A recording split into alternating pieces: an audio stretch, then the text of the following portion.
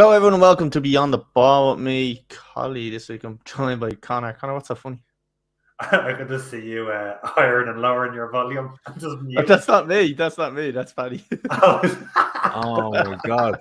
Like right now, like since that's over now, there's cats screaming, there's car alarms going off, there's babies crying all around the estate. The glasses are shattering. Yeah, it's like a bomb going off. Yeah. So joined by Conor and Paddy are here. Also, what's the crack, Paddy? Yo. We are watching the Manchester City versus Real Madrid match, the first leg of the semi-final. Oh, and it's 1-0 already! Oh my god! Sorry, we might be about a minute or so behind, but 1 minute and 39 seconds. It's 1-0 to City. De Bruyne just scored a header. Never thought I'd say that. I don't think I've ever seen him scoring a header. Shit, now. Unbelievable. 1 minute and 40. Jesus Christ, what a way to start. Couldn't even get the intro through. Look, they went down against Chelsea and they came back, so it's not over yet. I don't know. Yeah, Ben's was too good for it. Till Gail Platt sings. Lads, we're going to be talking about all the Prem games that's going to happen on this weekend as well. Paddy's finished the Prem. Paddy hates the Premier League. He does now. We're going to just be chatting a little bit about them, but we are going to be watching the match. That's a great goal, lads. Is he offside? No, he's well on. They showed his side angle earlier, yeah. Delighted for Courtois. You should have saved that, the stupid fucking scarecrow prick. Lads, we'll jump straight into it, I suppose. We need to talk about some Prem games. First, we're going to look. Oh wait, hold on. Do you know what? I haven't used the graphic in a while. Let's get the old graphic up.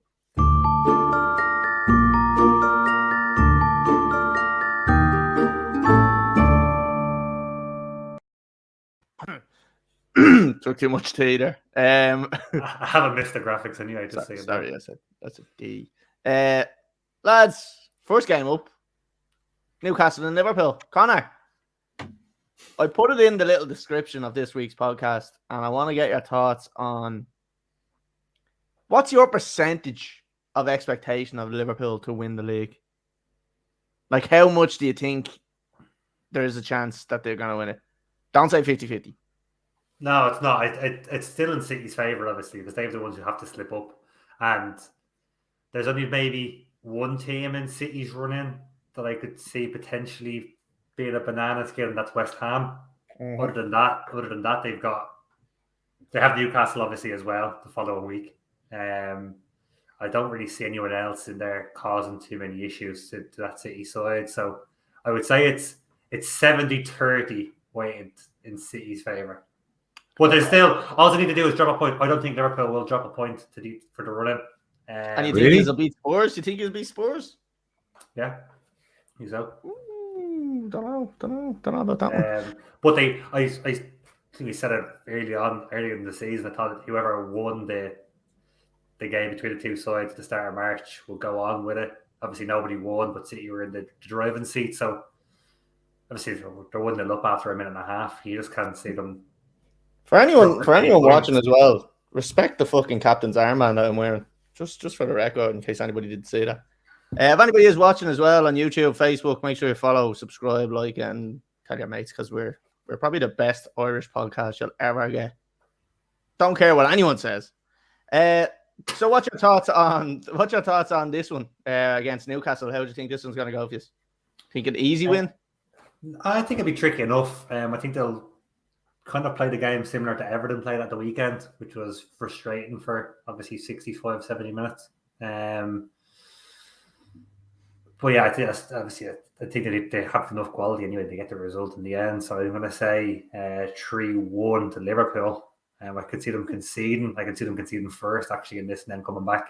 And I will back Luis Diaz.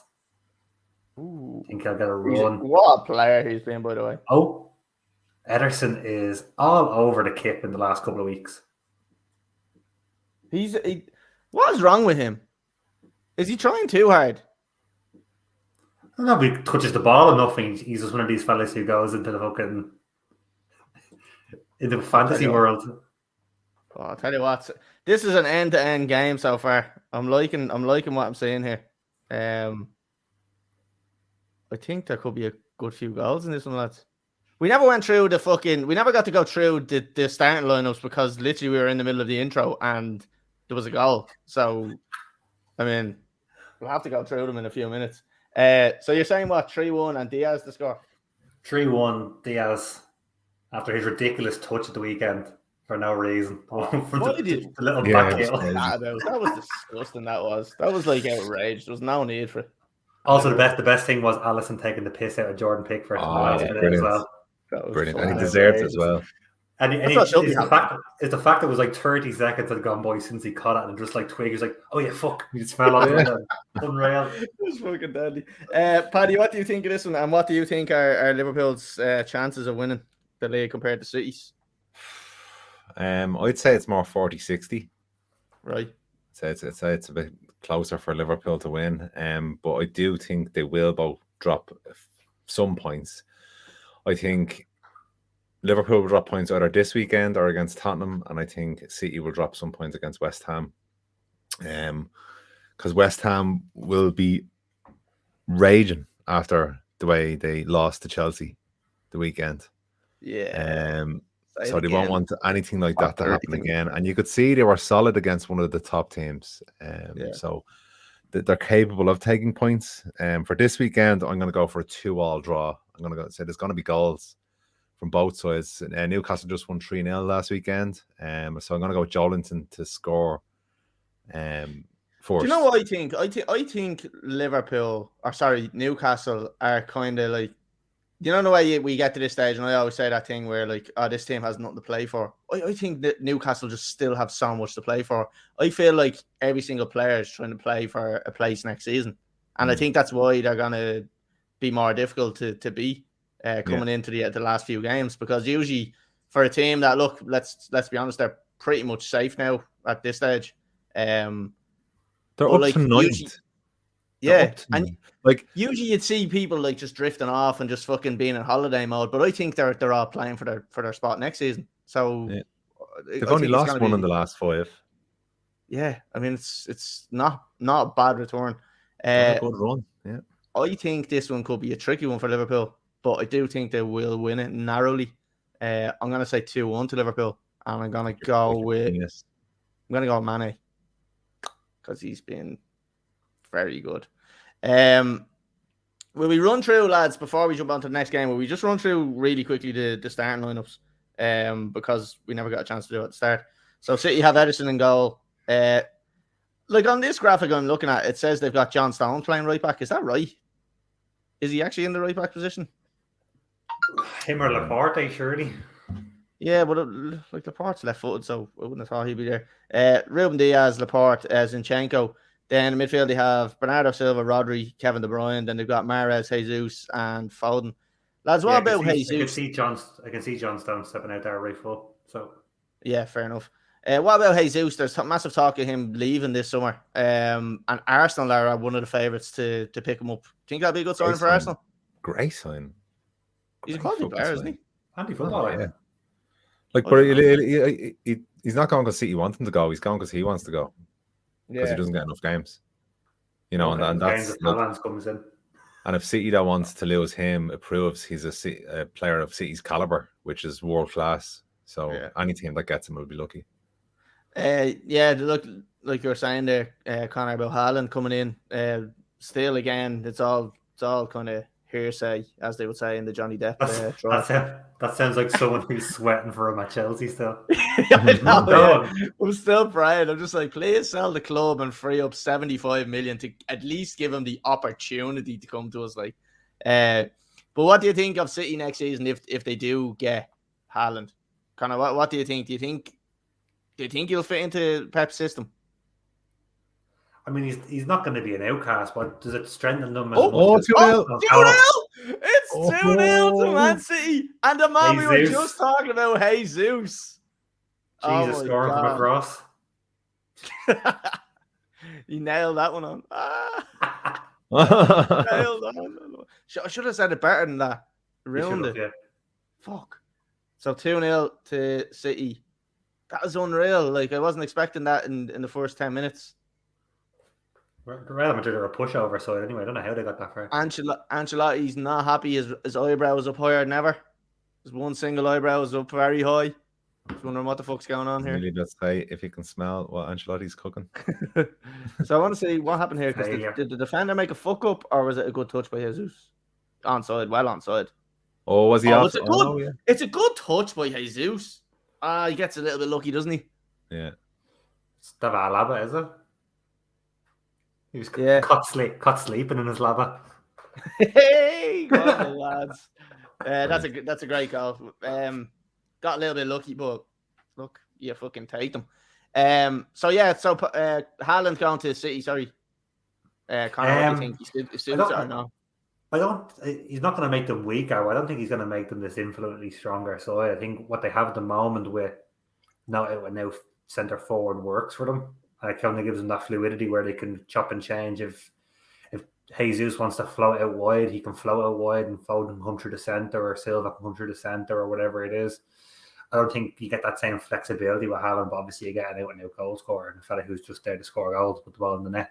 So it'll be strange to see him how they fit him in. Did you see the likes of Foden still getting as much game time as he does at the moment? But yeah, they're still going to be strong anyway, did they get him or not. They're still going to be the side to beat next season. Yeah, Paddy, what do you think about that Haaland going? Do you think he fits into that Pep system? I think, and that Pep team, I suppose. Like I know Pep has a system, but he's also got that core team. Like, do you think he fits into that? Like, 'cause they've played the majority of the season without a number 9, and they don't really, like, everyone they slotted into that number 9 role kind of just always scored. Like, there was always someone there to score, whether it be De Bruyne even sitting in, or it be Mahrez, or it be fucking even Foden, or someone, whoever was sat up front, they always got a goal. Like, so is he going to be someone that's really going to get fed the ball, the opportunities to score, or do you reckon he'll have to kind of drop deep and get balls? Like, I'm surprised Pep wants him, to be quite honest with you. And like, he's not a Pep type of player in terms of, I remember Ibrahimovic at Barcelona, similar styles of play, and they just ended up falling out because he just didn't fit into the system that he wanted to play. I think he might be a good impact player next to Ole Gunnar Solskjaer. Off the bench. I'm not having that one.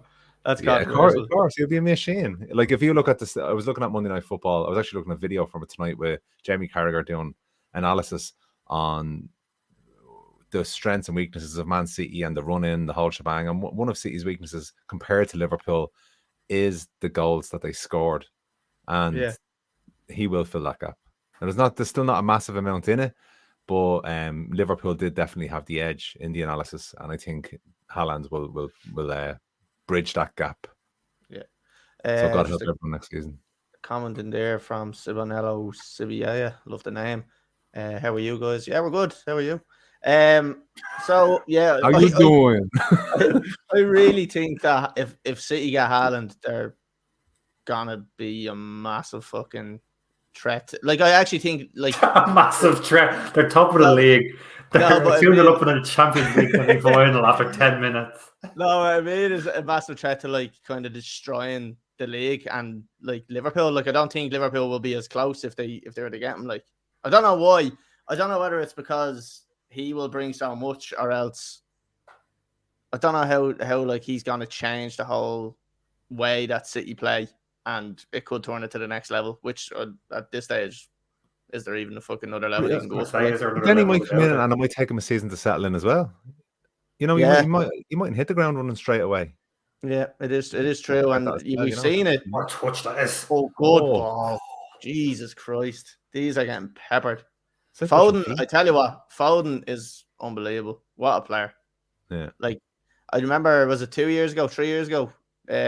He said, or Pep said, he's as good as Messi or something like that. And everyone was like, what the fuck are you talking about? But I know he's not as good as Messi, but he's very good. He's not as good as Messi. I mean, what the fuck were you talking about? But he is very good. Like, he's definitely the best youngster in England, I think. Mason Greenwood is up there. Rapist. Sorry. So, lads, obviously, Newcastle and Liverpool, I've given me prediction 2-1. I think I have to go through the Real Madrid team because we've done the Manchester City team. And then they scored. And then they scored. So we can't get a clean run on anything. And every time we try to do something, someone scores. So the Real Madrid lineup is Thibaut Courtois on goal. Yay! Mendy left full, Alaba centre half, Militao centre half, Caraval right full, Valverde, Toni Kroos, Modric, and then we have Vinicius Jr., Rodrigo, and Kareem the Dream up top. Did you read the left full before the right full? Yeah. That's weird. He's number 3. Oh yeah, he'd be number 2, wouldn't he? Number 2 is Danny Carvajal. I just read left to right, regardless of what. Why? You'd always go like goalkeeper, right back across. I don't know, but I don't know. Right full is always number 2. I know, but like, I don't know. I don't agree with that. Sorry, I was looking at the table and he said Mendy. Captain called it. Hold on, Captain rules here, and the captain says left back first. No. Oh, Jesus Christ! Sorry, I thought Ederson was after just rolling it out from there. No, I'd always go left back first. Oh, chance for Madrid. No, it's embarrassing. Okay, fair enough. Fair enough. Leave me alone. Right, lads, we're moving on to the next Prem game. So we have Aston Villa against Norwich. Yeah, absolute snooze fest. Connor, what do you reckon on this one? 2 brutal sides at the moment. And Norwich they're not mathematically gone, I suppose, but surely no one in Norwich thinks they're going to stay up at this stage. And Villa have dragged themselves into a bit of a dogfight now as well. They're not. I'm sure like 10 games ago, 12 games ago, they would have been laughing at Newcastle saying that they're a dogfight and Villa weren't, and now it's flipped around completely on its head. Villa need a couple of results just to try stop any chance of it. They're 2 points ahead of Leeds. They have a game in hand, but it's a little bit iffy from Steven Gerrard when he took over and he'd won his first 5 out of 6 games or whatever. Too good to be true, wasn't it? It's that honeymoon period kind of thing, but he definitely needs to get a couple of results together. And they had a tough run of games recently enough. Norwich. Can I ask you, right? I want to touch on the whole Gerrard at Aston Villa thing, because obviously being a Liverpool fan, look, I suppose every Liverpool fan's dream is that Gerrard becomes a great manager and goes to Liverpool and manages in Liverpool for the next couple of years. How do you see his time over the next 2 or 3 years going at Villa? So look, obviously we know what he's done this season. Like I said, like you said there, like he had a good start and then kind of dropped off a little bit. Can he keep a lot of them players, and can he bring anything else in to strengthen that team? And what do you think he will be able to do with it? Because the likes of Ollie Watkins, who else have we got? I don't know. Cash is probably one of them that people may go for. Like, there's a couple of players there that could potentially be a target for, I suppose, a top 6 team, you'd have to call it. And Ramsey will also be another one where a young British Ramsey, he's going to be on. I suppose about what did Gerrard sell the players in regards to like the dream wise or where they're looking to go. I'm sure they would have been expecting to finish higher than whatever they are, 15 or 16 at the moment. And if they finish there, they won't be happy. But if you can sell them some kind of push for top 8 next year, I'm sure you'll get most of them to stick around. But depends if a fucking big club comes knocking. I can't see someone big coming in for the likes of Ollie Watkins. He's not a big 6 player, I don't think. Not yet, anyway. I don't know. Jesus Christ. Real Madrid putting themselves under serious pressure there. Courtois saving a corner. Sorry, go on. No, sorry, I was obviously on him to do well, but I think I said it last week that if he doesn't get the job on who he is, he has to get the job on the merit of being a good manager. So if he has a stink in 2 years and Klopp finishes, it's not a case of Gerrard just takes over by default no matter what happens. He still has to. Well, I would want him anyway to prove himself as a manager at the top level beforehand. Yeah, and it is always that thing like we always touch on is the manager, like the dream is like obviously Lampard at Chelsea was the dream for a Chelsea fan, like, and that's obviously the dream for a Liverpool fan is Gerrard to be there and be successful. But like you're right in saying that like he doesn't get it on just merit. He has to prove it at another club. Like, and obviously Aston Villa is a tough task because what is really expected of Villa? Like, we probably would say that they're guaranteed to stay up, but what is a successful season for Villa? Are you talking 7 to 8 to be challenging that spot, or do you want them? They're not going to get into Europa. Like, do you know what I mean? I don't think they have the quality to do it. So what We're is a talking about successful Gerrard being team? there for the next 2 seasons, but if we look at their last 5 games, they've lost 4 and drawn 1. So if that form doesn't turn quickly, he'll be out before the Christmas break next season. Do you think so? Realistically, if that form continues, absolutely. So obviously he's going to get his own transfer window, and he's going to get his chance to sign a few players. Look, we've seen what he's done already with the likes of Coutinho coming back. Like, that was an unbelievable signing. A bit of a gamble as well at the same time, because here we go. Oh no, he's all right. A bit of a gamble at the same time, but we all knew that Coutinho had the quality. Like, so he's gonna have a little bit of a pull with certain players. So can he get a couple more in? Like, can Coutinho get a couple more in? Like, do you know what I mean? Because they're gonna have them little links. I think he's gonna have to try going Rangers, and I think that's all he's got really going for him. Yeah, he obviously, players he played with at Liverpool are going to be coming to the end of their time anyway. So there's not much that you can lean on there. Would Origi go to Villa? he's already looking to go back to.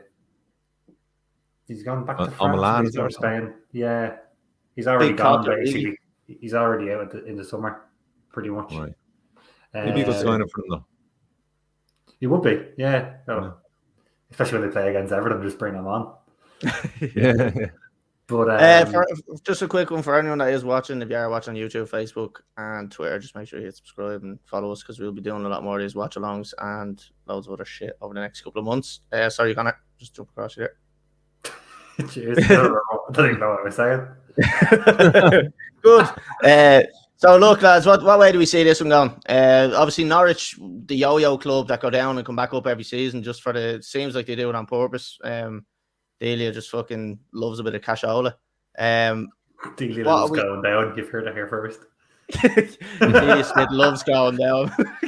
Spread it. So lads, what are we saying score-wise? Like she did. What are we saying score-wise on this one, Paddy? 1-0 to Villa and Coutinho to score. Ooh, nice one. Connor. 2-0 Villa, Ramsey. I'm going 3-0, lads, and I'm gonna say I'm going 3-0 Norwich. And now I'm gonna say that's an unbelievable pass there from Ederson. I know it was just so basic, but it was just so good. 20-yard one, or you ahead of me? Or? It was literally a 10-yard pass out, but it was just like it just opened up the whole game, like out to the CDM.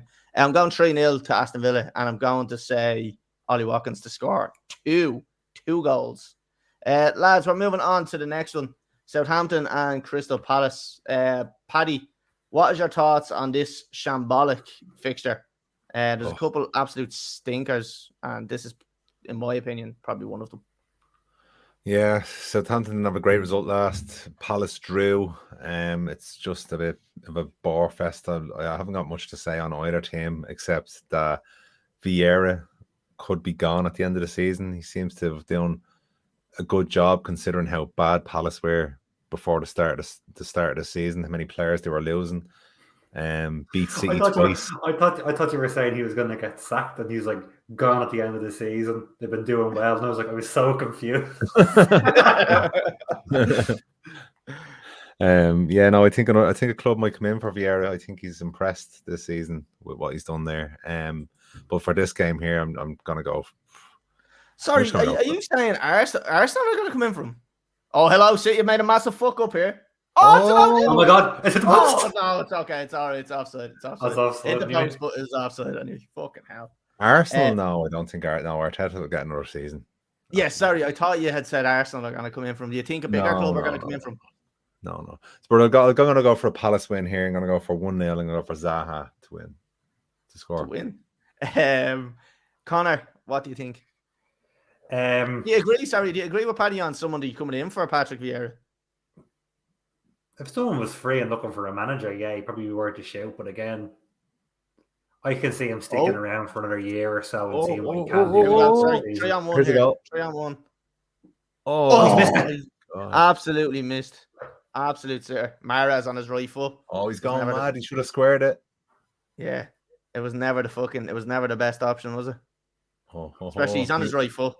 He won't be playing next game. Kevin De Bruyne again, though, just just unbelievable work from him. Oh, square. Look, he's open with De Bruyne. Oh my god. Or who was that? I have to give props to the defender there. He actually blocked off that angle to the pass quite well there. I have to give props to him. That's his job. Pep's going to circumcise him at halftime. Sorry, Connor. Yeah, sorry. So, do you think it would be a Prem team that would come in from, or do you think it'd be like the likes of a Marseille or a Lyon or something like that? I could see him wanting to stay in the Prem, so I don't think he's in a rush to go anywhere. Like again, it's probably another one where as long as he keeps Palace up next season, it's job done. He can tick it off the list. But I can see him keeping himself free then for one of those maybe. Like those 6th place teams, maybe if one of them came free for a manager, maybe like Wolves or something who was challenging. But other than that, like he's comfortable where he is. He seems happy where he is. I can't see him going anywhere else until a big job came up. And if Everton stay up, he might get the Everton job. There's actually a magnificent manager in there at the moment. There's a world-class manager. We will be talking about him in a while because, like, I'm just going to pop it up on the screen here, lads. Oh, hello. Chelsea doing Everton a favour. So, swings and roundabouts. We look after Frank. He looked after us. And then we fucking sacked him. Like, he looked after him, all right, with a P45. Looked after him with a fucking couple of million as he fucking walked out the door. So Connor, actually, Zaha. Talk to me about Zaha. Is he past the point of getting a big move now? Like, does he even deserve a big move? What constitutes a big move to you? Top 4? No, he can still go to United. So the big move's probably gone, but he can still go to United. No, just to a club of a big stature. Doesn't have to be necessarily top 5, top 6, and it doesn't have to be necessarily the Prem either because he may want to move away from it. Like Roma, the likes of Roma or something like that, where Mourinho is. Ederson, a big move though. Christ. Yeah, well, if you hold on a second, City are causing their own problems here, but defending very well. At the same time, giving it away, but defending well. No, like Roma, giving it away or Real Madrid pressing well. I think Real Madrid are pressing well. I would say giving it away.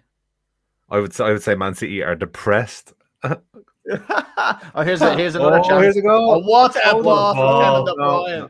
Oh, Foden just passed the right-hand post. That it should be what far a up. ball. What a ball from fucking Kevin De Bruyne there. Watch this.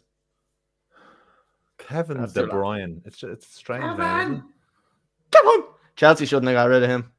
Just saying. Or Salah. Or everyone else. That was good. Getting back to Zaha. Like a big move to me is not necessarily someone that has to be in the top 4, but like just to a club of a certain stature. So in my opinion, like the likes of Roma, Arsenal aren't really big. I don't think Arsenal don't need an out-and-out winger anymore. I think like what they have there, unless like obviously there's rumours about Saka leaving. If Saka left, I could see Zaha stepping in and filling that role. But I think there's not many clubs out there that are high level that are like sweating for a wide player now. Spurs sorted out their issues really with Son. If they keep your man on, Kulusevski, Bergwijn. Jesus.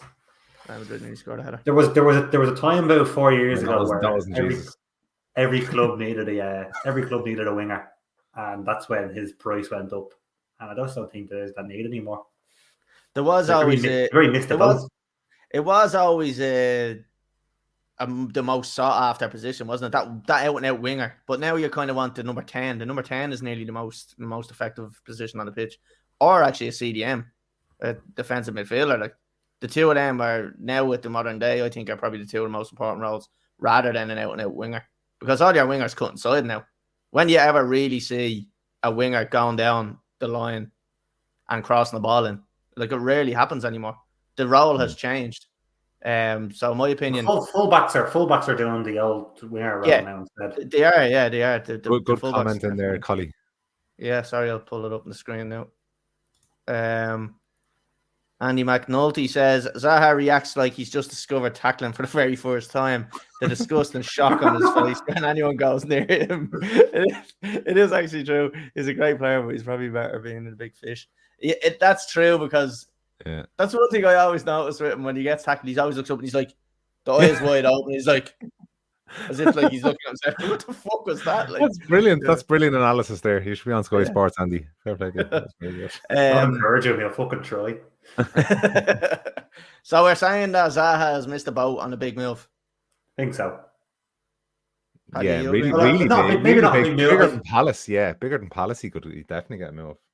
Yeah, I still think someone will still splash 30-40 million on him. Yeah. But Liverpool, City, Chelsea aren't going to. I don't think Arsenal are going to. Yeah, we'll talk about Chelsea now in a minute. They're not in the same league. They're not in the same league. Don't get to talking about my team. We have United to come up as well. Lads, I'm going to go with one. This is great. This is got to be more than a few minutes. Southampton versus Palace, lads. I'm going with a 1-1 draw, and I'm going to say Ward-Prowse to score. I think he got I was going to say the exact same one. 1-1 Ward-Prowse. Did I not get your score? Ah, No, you didn't ask me. You just kept putting across, telling everyone to subscribe. If he scores another few free kicks or something, David Beckham's going to give him a hand job. Touches goals and balls. I was going to bender like Beckham. Sorry. Sorry, Connor. So did you give me a score prediction? No, because I was going to say 1-1 with Ward-Prowse. So I'm going to say that. Paddy, did you give me one? Yes, I said 1-0 to Villa. Oh yeah. Yeah, but we see Paddy. We moved on to another game now. Goal! Benzema! Paddy just ruined it on us. Paddy's ruined everything. You're in the dream with a fucking. Oh yeah, no, he said Zaha 1-0 Zaha. That's right. Yeah. Okay. Fucking hell. Pepper's not happy sipping the water. Oh my god, absolute mayhem that was. Right, hold on. Let me analyze this goal. Oh, gotta be strong on that tackle there. Is that Rodri? Was it onside? Lads, that is an outrageous finish. How does he do that? Chelsea need to sign him.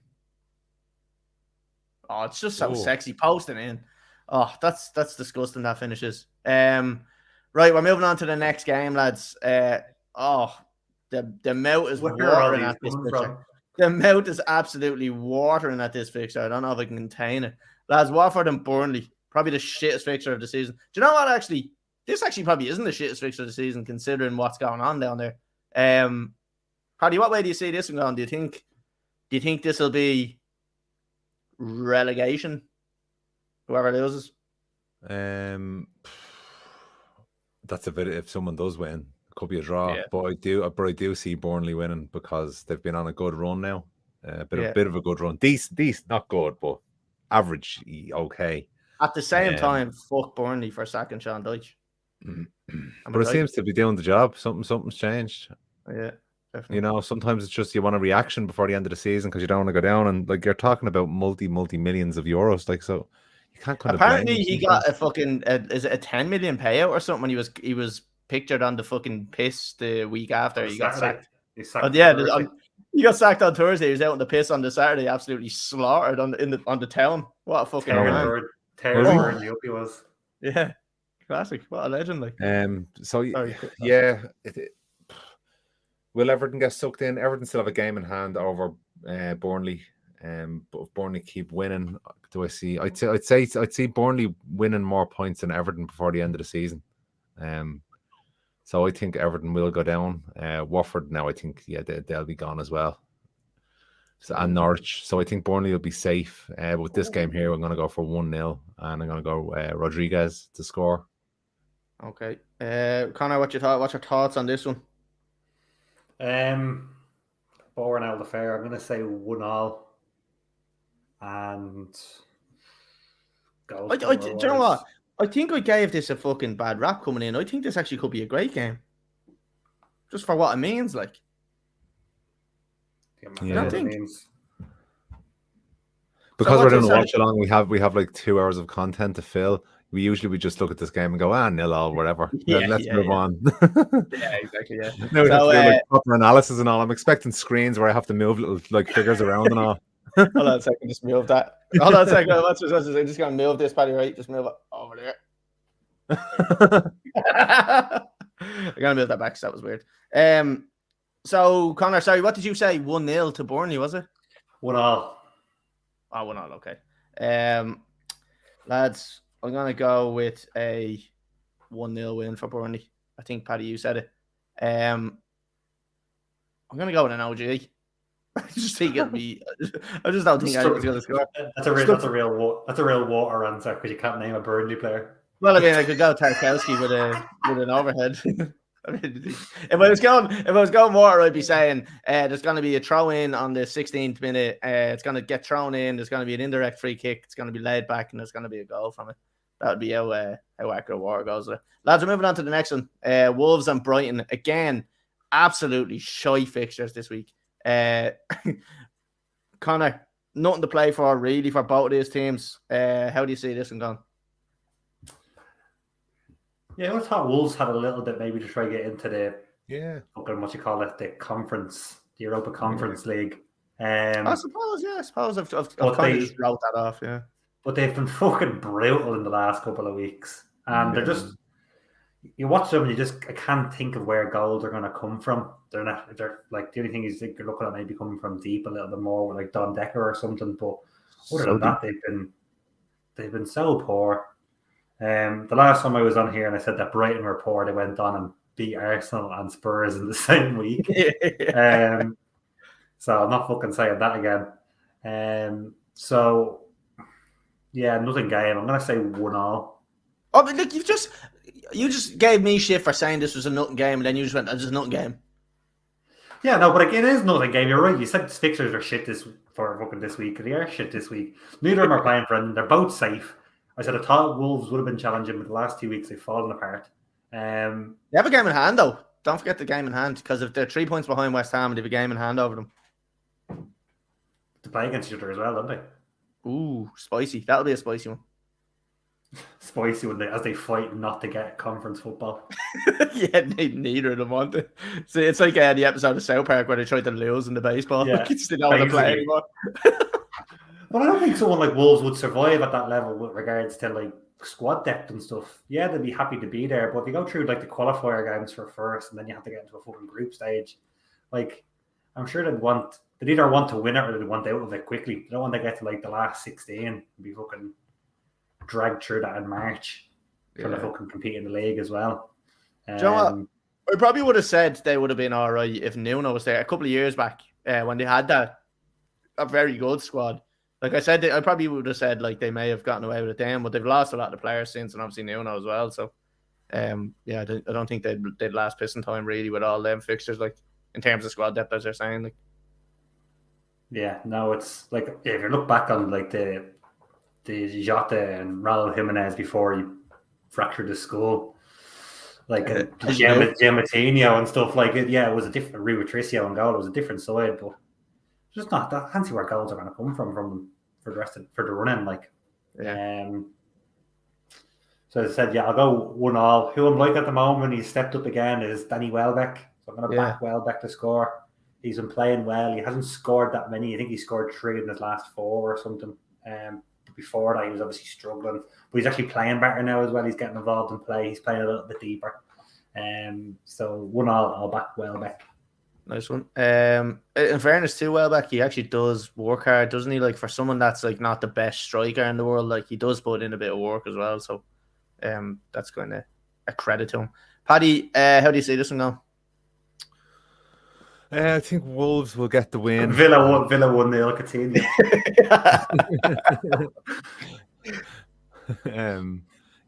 Wolves 1-0 and Jimenez to score. Yeah, lads, I'm gonna go with like I said, I don't think Brighton concede a lot of goals. And I think this will be the same, especially with the Wolves team kind of struggling to get goals and to see where they're going to come from.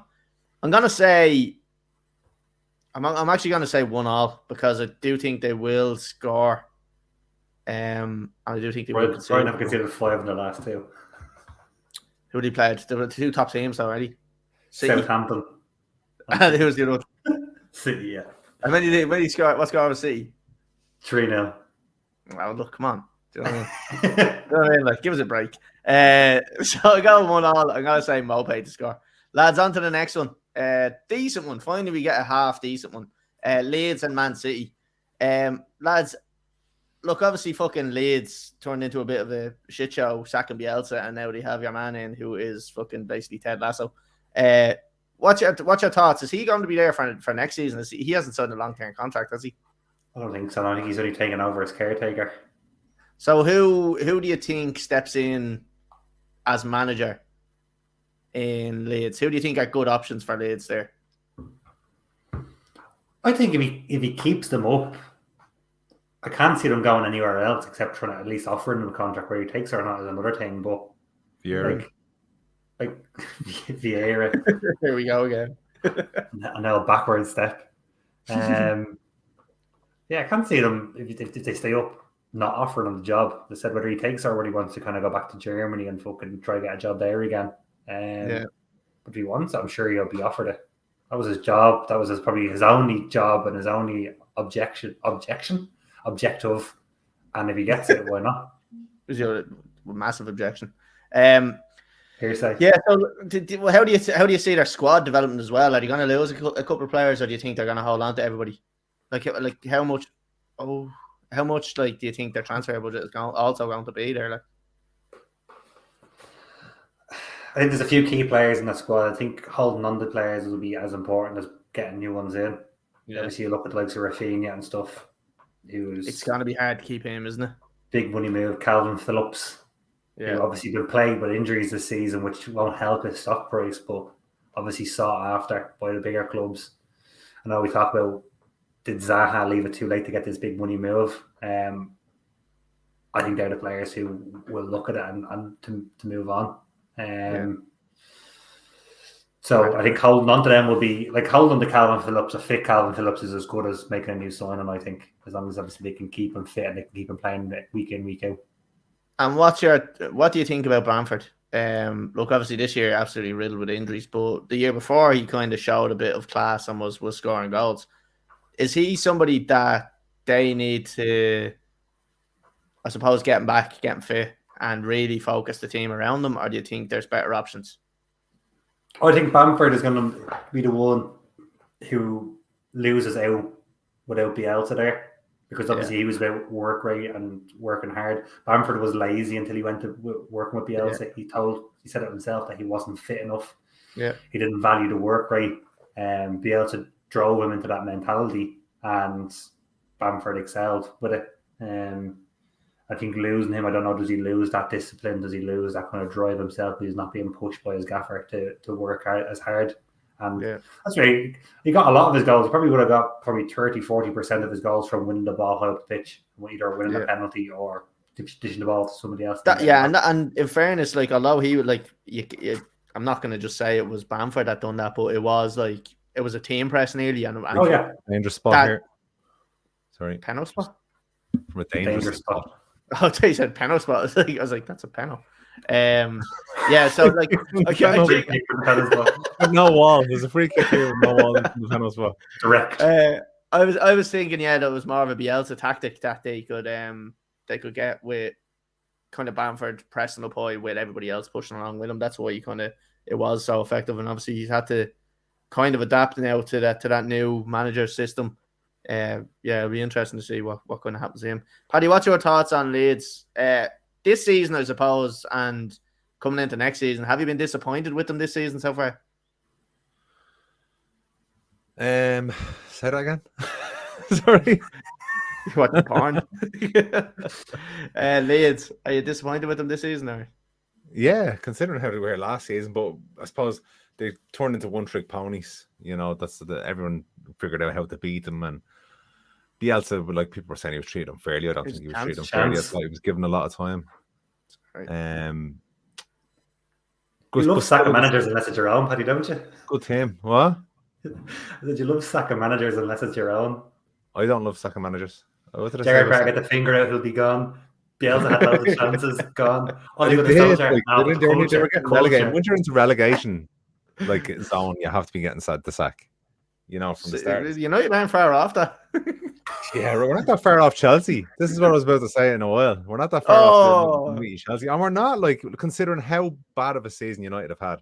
Like, what, we're 11 points behind us. And you think Chelsea have had a great season? Considering how bad, like, the way you go on, you think is there, yeah? Like, is that one of the big three? The big three. It's not the big three. It's the big two, and then the rest. The big three. It's the big European three. And the world champions you are talking to. And you are sure you lost 4-0 against Arsenal or something, wasn't you? No, sure. Look, it's a nothing game. Our sole focus this season is FA Cup now, so we don't need these league games. Hence the Everton result. We're going to lose 2-0. It's gonna be beautiful. We're gonna help Frank Lampard stay up with his beloved Everton. Tuchel has a pain in his hole with Chelsea. Lukaku was a sham. Sorry, Paddy, we're talking about Leeds and Man City here. All right, save it for in a few minutes. So Man City lads, look, obviously we're watching them here playing very well. Creating their own problems. It looks like in this match. Do you see Leeds being a problem for them? And is there going to be any fatigue, or do you think they've got well enough squad depth to kind of manage this? Yeah, I think they'll be fine. I think Man City will absolutely destroy them. Yeah, I think 4-1 and De Bruyne would score. Interesting. Conor, what do you think? Yeah, they've got plenty in the tank to beat them. I can see Pep plenty in the tank. Good shots, man. Simply lovely. A bit of blinding. Bring back those videos, is what I'll say. Bring back those. We should be able to show them on this. We should. Simply lovely. And a bit of blinding. But I can see Pep playing or starting we're going to say a second string City side, but obviously it's second string for them, but it's still a side that will probably finish second or third in the league anyway. But starting out that way, so the game might be a little bit tight, but then obviously having the likes of probably De Bruyne, Foden, throw whoever else he wants onto the pitch, Bernardo Silva, Mahrez, whatever it might be, to win the game if he needs to. You have that ability there with him. Probably a little bit tighter, I'd say 2-0 City. And yeah, I think Mahrez will start, so I'll say Mahrez. Looking at Leeds compared to when Bielsa was there compared to now, how do you think it differs? Like, is there a massive change in tactics? Like, are they still that kind of pressing team? Because I haven't seen much of them since Bielsa's gone. Like, have they changed their style? I don't know if you've seen them. I watched them against Palace last night, and they've definitely changed their approach, and that's the reason why there's about 4 shots on target last night in total. Okay. Like, there would have been a lead side that would have went out gung-ho against Palace, and they still might have got a draw, but it would have finished 3-0 or would have finished 4-0. They're not conceding as many, they're not scoring as many, so there's definitely been we know who we're playing against more approach. And I think they'll drop in. The Leeds this time last year wouldn't have sat in against City with 8 games left in the season, 7 games left in the season. They would have pressed them, and City would have bounced them 6-2 or 7-3 or something. I can see Leeds being a lot more compact. And if the game is 1-0, they won't step out. They'll still be in that compact shape. And that's where I think City might just nick it towards the end for a 2-0 win. But it's not going to be expansive football like Bielsa would have played against anybody. Yeah, because that was always one thing that we always talked about anyway, was the ability or the inability to adapt to a different tactic when he was coming up against a top 6 team and just getting absolutely spanked fucking 4-5-0. And he never changed. Like, it was like fair play to him. He had this whole identity thing that everybody always talks about as a manager. He had that, but even United fell past him. Yeah, no, even like, but my thing with this whole this manager has an identity. To me, it just seems like, they've got one tactic. That's their identity. Their one tactic, and they rarely probably stray from it. That's what I think, anyway. So I'm gonna give me score prediction. I'm gonna say Man City to win, and I'm gonna say 3-1. I do think they can see it first, and then they'll spank them. And I'm gonna say De Bruyne at the score because I want to bring him into my fantasy football team, and I think I might, and take out Harry Kane because he's fucking dirt. So yeah, I hope he scores. Lads, on to the next one, the biggest fixture of the week, I think. Everton and Chelsea. Lads, obviously we spoke a little bit about Everton. Not much, but like, are they going down? Do you not think they have way too much quality to be going and playing championship football? I think that argument left when Newcastle got relegated 10, 12 years ago. The whole too much talent to get relegated, because that's the same way they were convinced that they had too much talent to get relegated. The way they played on Sunday against Liverpool, it was like if Diego Simeone took over your local pub team and was like, we're just going to be the biggest knackers that we can be here, and we're going to try to grind out a result. And that's what it was like. And they're the first team that made Liverpool hard to watch, like very difficult to watch, because it was just so negative. Yeah. Will that grind out result for them? Because obviously it hasn't worked so far, and I don't think it's going to work again. I can see them playing the same tactic at home this time, being a little bit narky, kicking people when they need to be kicked, going down and wasting time. Like, there will be time wasting in this game from minute dot. Like, I can't see Jordan Pickford being in a rush to get rid of the ball again. But I still think that at the back is where they're so poor. You're relying on the likes of Seamus Coleman at his age, at his injury level, at his fitness level, which isn't good enough for the Premier League. You're going to be exposed. Michael Keane the same. It's just not consistent enough. Losing Luca Digne was massive yeah. to the club, not just as a defender, but obviously as like a leader, and like took over the captaincy from Coleman obviously when he got injured. He had a bad injury though at Villa, didn't he? He came on and got injured the first game, was it? No, he scored his first game. He was early on though. Yeah. But yeah, they are lacking quality where they need it. Obviously, they have their injuries as well. Dominic Calvert-Lewin now. Massive Gylfi Sigurdsson now. Pedo. But yeah, no. They go down. What? You say Gylfi Sigurdsson out for the season? The season, yeah. I don't think we'll ever see him again.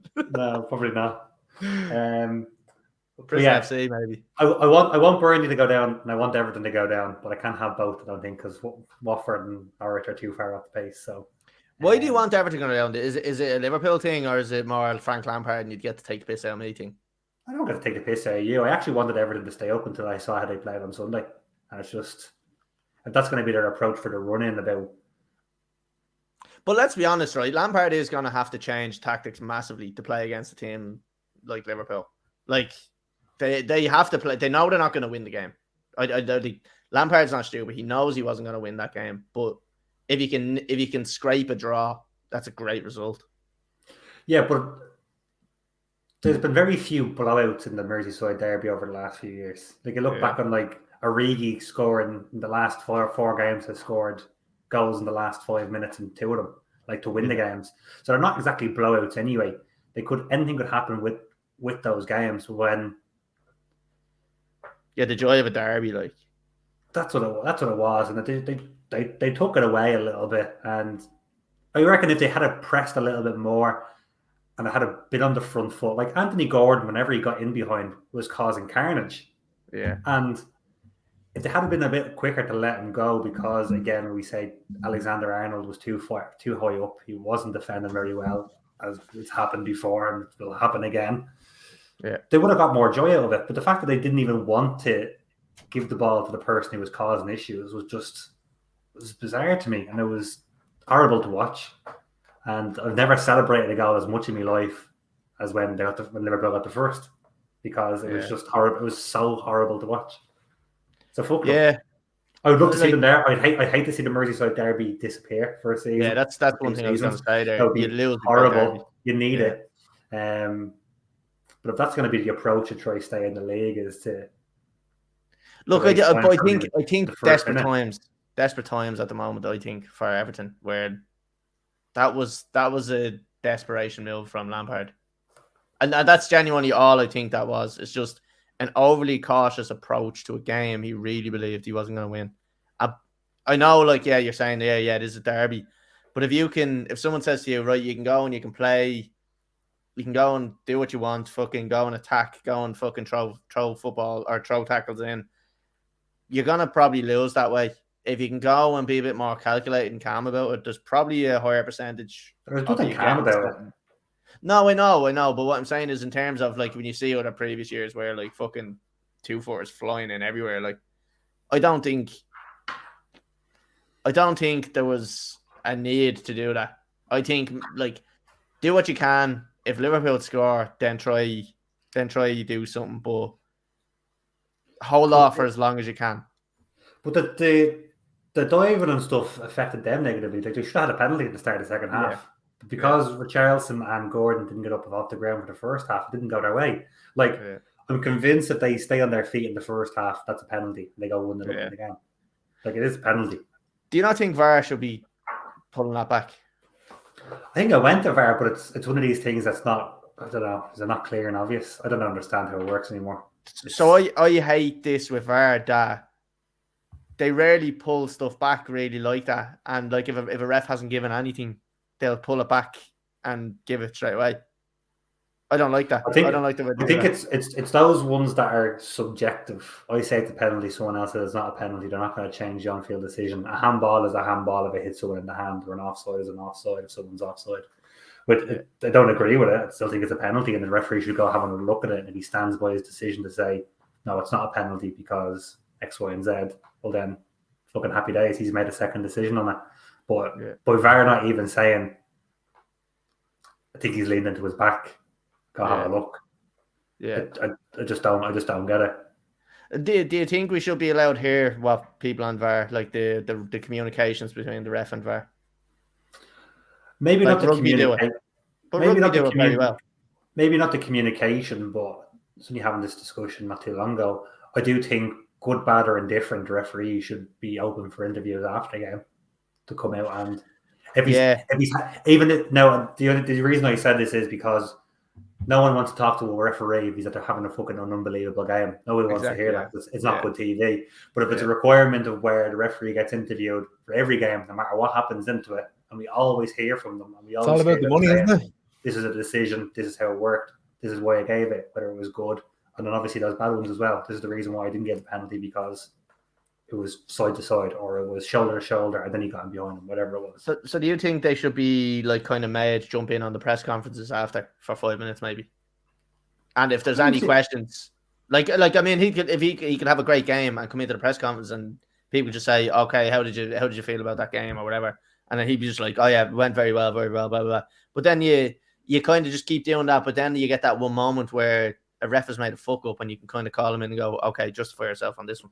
Well, maybe not immediately after the game, as in like walk in like players do. Have a debrief, but if a player fucks up at the weekend, during the week, he'll be asked by some press what happened, or his manager will be asked by some press what happened about it. So if it's a case of where the assessor who was looking at the game, the referee assessor comes out and says he was wrong, he shouldn't have done this. But we never see referees get slapped in the hand. It never happens. We never see. The odd time you'll see a ref getting dropped down a league, maybe. Rarely in the Premier League. It's not announced. It's not. No. It's not the manager of the Referees Association coming out and saying Kevin Friend had a stinker last weekend, and for that reason he's dropped for this weekend, and where he's going. Yeah, but you wouldn't see that happening in a football team either. That'd be bad management to be calling people out like that. Players do get called out on it.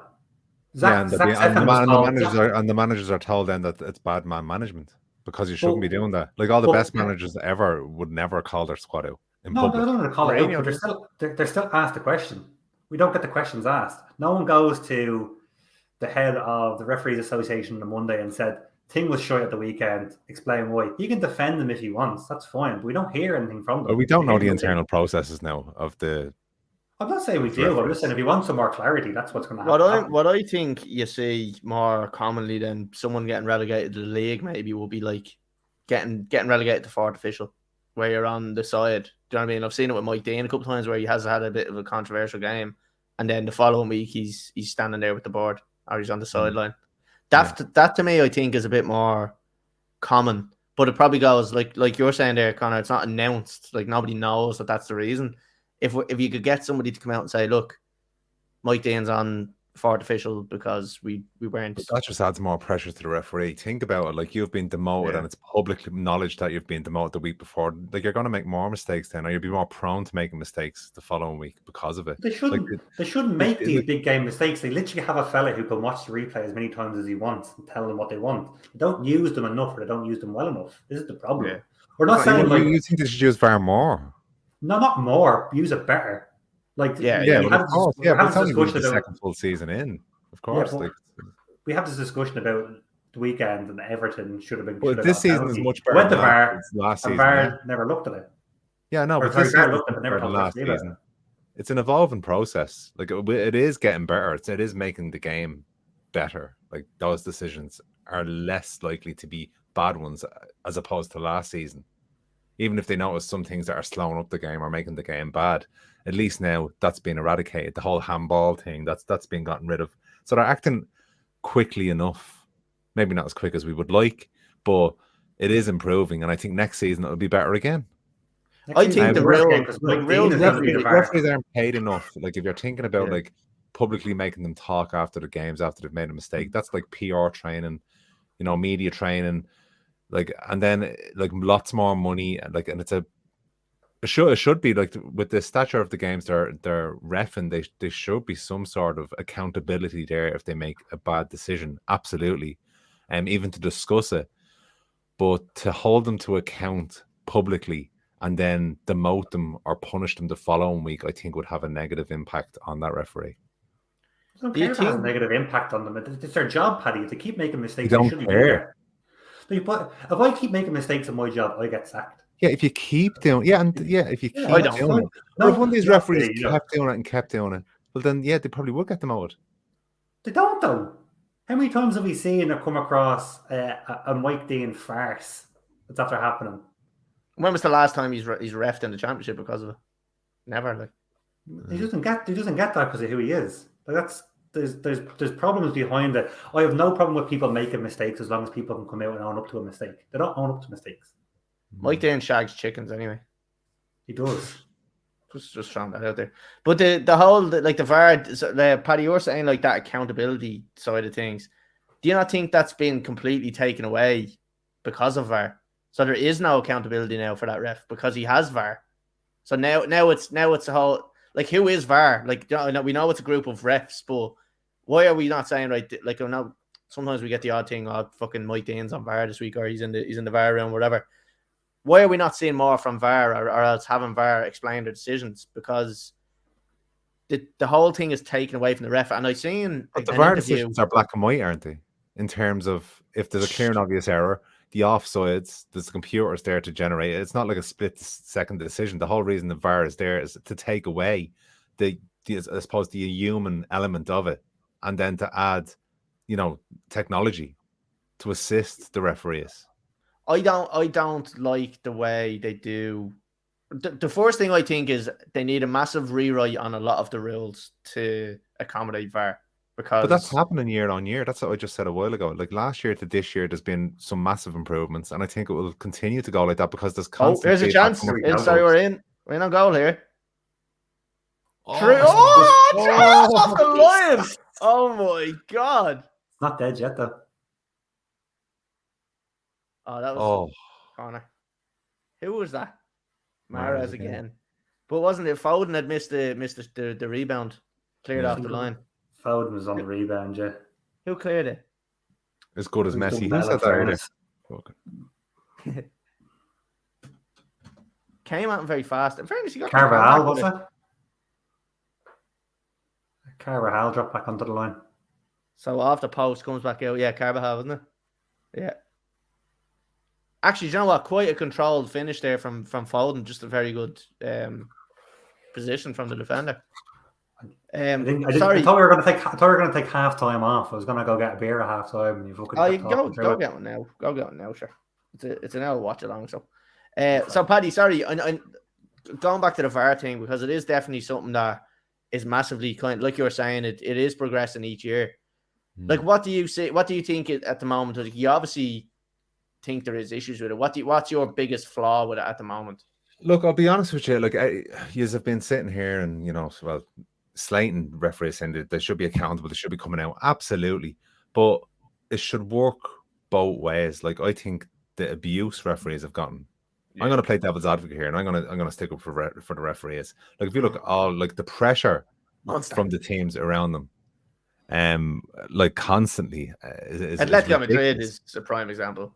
Yeah, absolutely. That's unbelievable. Like, and they're on their own there. So the VAR coming in and everything else, it's a way to support. So it's like there's the two teams and then there's the team of referees as well, which is good to see, And but that's all they've got. But that's why as well, like it's very hard to just put the referee to account now. So what type of decision can a referee be fundamentally he is the only one that's wrong for that, or is it the whole refereeing team that's wrong? Well, I would say, look, VAR I think has taken away a lot of that, where you can nearly pull players up and now say, like, okay, right, that was a free back there, we pull that back, we give a free kick against it.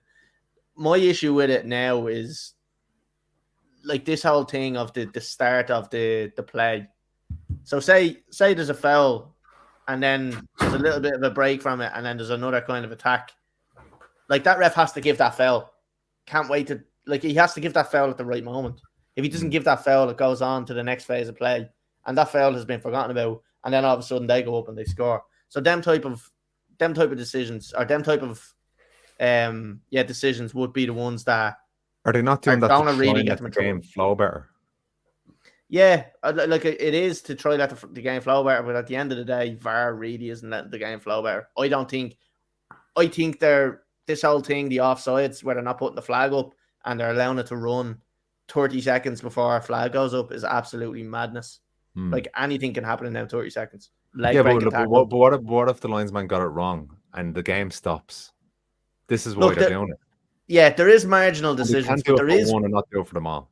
Oh, no, I think you can. I think it has to be I think they should say, right, there's so much involved, Collie. One goal could be the difference in millions and millions of euro for a club. So logically, if they do it for every decision, that's just the rule, and that's it. They can't do it, because imagine one where there's a player down in the corner that the linesman doesn't see, puts his flag up, puts the forward off or the defender off, and that causes either a goal or not to score. And there'd be fucking uproar because of that one decision. They don't notice the thousands of decisions they got right. They notice the one decision they got wrong. And because the one that they got wrong usually is one that leads to a goal, and that's the one that's noticed. Is the one that happens. This is what VAR has eliminated now, and this is what the new thing where the flag is kept down because play continues, and then it can go to offside, and they'll check it on VAR. And I get the play. Yeah, no, I get that, but I think the ones that are like blatantly obvious, I think the lino should have. He should have preference. If that lino puts up the flag, it's offside, right? I think that lino has to take responsibility. I know we want to take the whole human side of it out of it because it'll probably work better with technology, but they still have a job to do. They're getting paid. If that's going to be the case, don't have any. They are doing their job. They're just waiting to put the flag up. I don't like that though. I just don't like that. I don't like that delay. And I know what you're saying. Yeah. So sorry. What I think is, if it's blatantly obvious, it's 3-1. Phil Foden, as I said, Messi. Leo Messi has done it with a header, another header. Deadly. What a ball across, by the way. Standing in the middle of the fucking 6-yard box on his own. Straight bags. Can I just throw it out there that I actually want Man City to win the Champions League? Just trying. Well, it's better than Liverpool. Yeah, I don't. I was waiting for that. I'd rather see the final anyway than Madrid or Villarreal. Villarreal. If Liverpool don't win it, I want to see good evening Could have been in. Imagine he won it.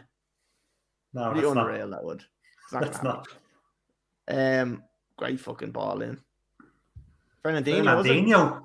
Oh, hello. Bend it like Fernandinho. It's a great header as well. Headed it Carvajal downward. losing his man. Yeah. Just done something magnificent there 5-10 minutes ago, and now he's after making balls of that. He let him come inside. Never let him come inside. Never come inside. No. Sorry, Paddy, did Paddy's like, no. no. Not again. Not again. I concur. Yeah. Sorry, what I was trying to get at, Paddy, was the blatantly obvious offsides. I think they has to go up. Like the flag has to go up. Don't let that play out. But those blatantly obvious ones, and I understand what you're saying, but say there's a defender over in the corner, the linesman just didn't see, and he's thinking, yeah, that's offside there straight away, blatant. Human error. They're getting rid of the human error. That's all they're doing. To me, the human error is not putting the flag up. Sorry? To me, the human error is not putting the flag up. There's no human error then. Like, it's just, the play continues. There's nothing happening, like. Yeah, but the play continues. It's a couple of seconds. Play continues. Guardiola's going to get sent off here, is he? What's the point in linos then? What do you mean, what's the point? No, but yeah, well, it is becoming a thing that's being eradicated. Or it probably will be eventually for the top games where you won't need a linesman anymore. Which is... Lines person.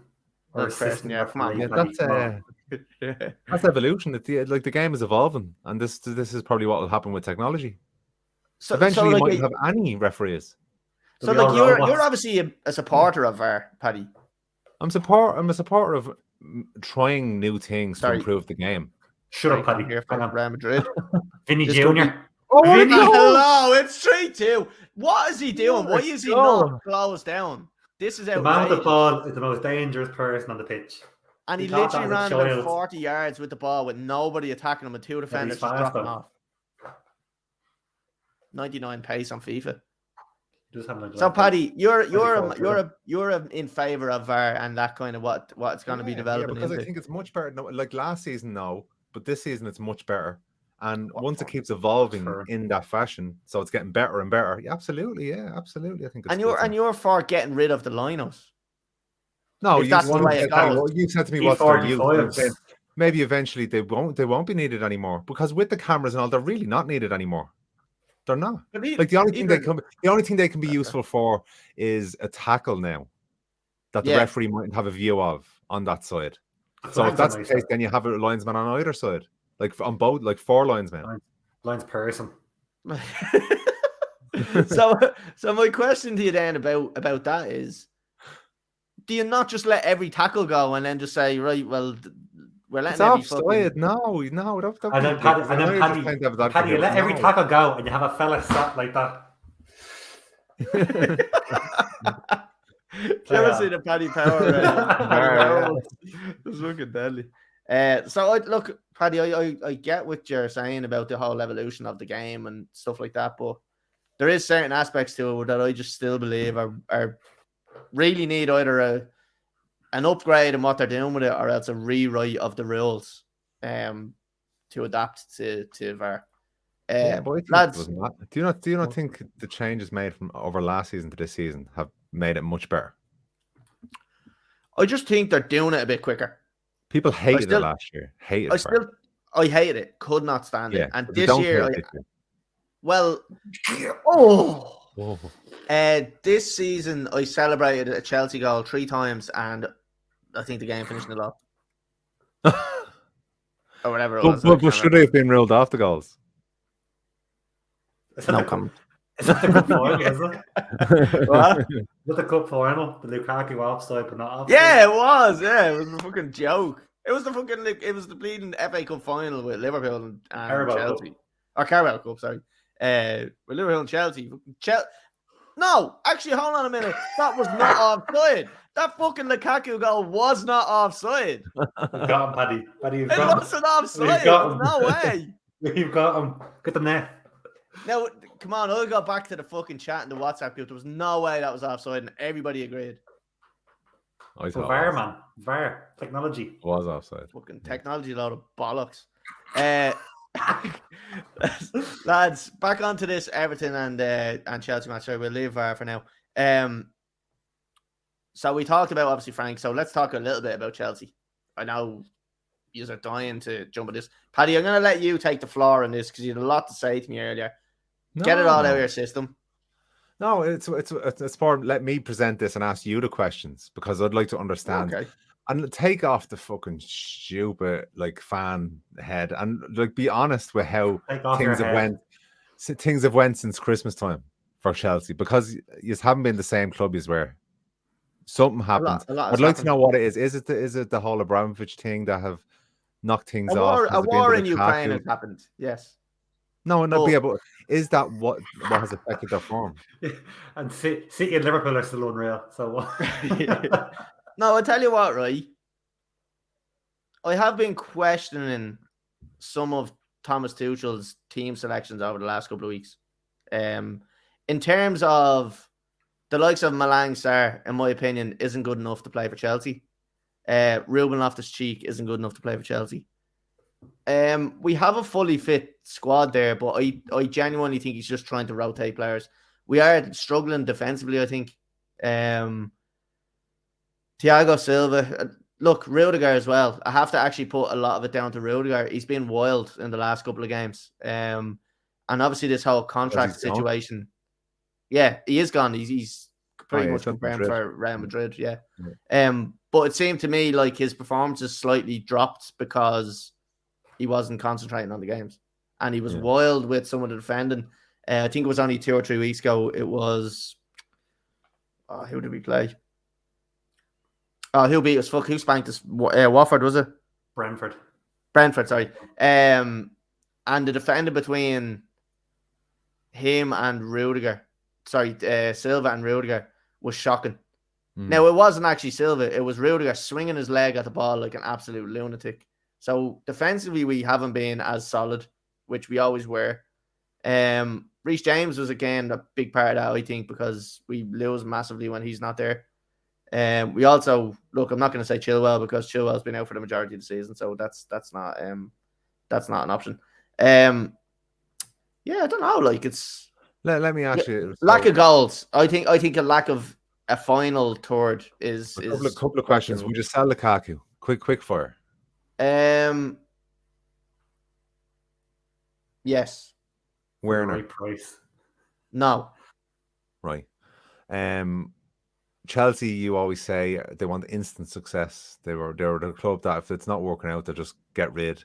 If you finish the season now, losing the FA Cup final, finishing kind of poorly in the league in terms of where you were, like how long do you give Tuchel next season, and what would your expectations be next season? Sacking managers again. Yeah, you could come back to sacking managers. No, I think Tuchel obviously is going to be there regardless of what happens. We could lose every single game for the rest of the season, and Tuchel will still be there this season, or next season. No, but yeah, that's for next season expectations. Oh, here we go. Because they'll only get one more season if they don't win. Sorry, it's just an attack. Oh, it's good defending. Look, it depends on how bad he starts off next season and what happens. Like, it's hard to tell if he gets in a couple of players that he wants. So if he gets, to be honest with you, Chelsea probably aren't going to be able to sign anyone because... What's success for you next season? Top 4, to be honest. I just think the gap is way too big between City and Liverpool. And I did think, I will be honest, I did think at the start of the season, looking at how Chelsea... I was more impressed with Chelsea last season. Obviously, we won the Champions League. But at the start of last season, the way they were playing was, I thought, unbelievable. And I had said it on the podcast and everyone was kind of laughing. No one really took notice. And I used to always say to this thing, none of you watched Chelsea enough to have an opinion. And I used to always say that. And in fairness, a couple of you did say, yeah, I've probably only watched them once or twice. But regularly watching them and seeing the way they performed and seeing how they control the game, I think they only really got the credit they deserved after winning the Champions League. And then all of a sudden, all the eyes were on them. So it was almost as if they were playing without pressure the season before. This season, they've been a little bit found out, I suppose. And where do they need to strengthen in the summer? What positions would you like to see them strengthening in? The owner. Definitely, to be honest with you, yeah, an owner would be a nice start. Someone with a hefty bank account, Lewis Hamilton and Serena Williams in that consortium. defensively, it's going to be an issue for us next season. We're losing Rudiger. Look, I know he hasn't been playing great the last couple of weeks, but again, that's all down to contract issues. Hopefully, he can just get that sorted. We all know he's leaving now at this stage. I think he should just come out and say, "Look, I'm leaving Chelsea." I think the fans would appreciate that more rather than just leaving it and then just gone. Get a chance to say goodbye and thank you to him. I think the fans deserve that, and he would like that. It seems like he's waiting for the cup final, to be honest. Yeah, and in fairness, it's fair enough. It is fair enough, but I do want him to come out very quickly and say he's gone, which I think is pretty obvious. But we're gonna lose out massively defensively with him going. Look, Thiago Silva again, quality defender, regardless of his age. He's 37, but again, he is going to be 38 next year, so that's going to be keeping him fresh is going to be difficult. He's the most experienced defender we have. We just signed Harry Maguire. There was a thing I seen today. I'm sure not offload him for a few quid. There was a thing I seen today or the other day that Chelsea were close to an agreement of a deal with Harry Maguire. 50 paying double dip.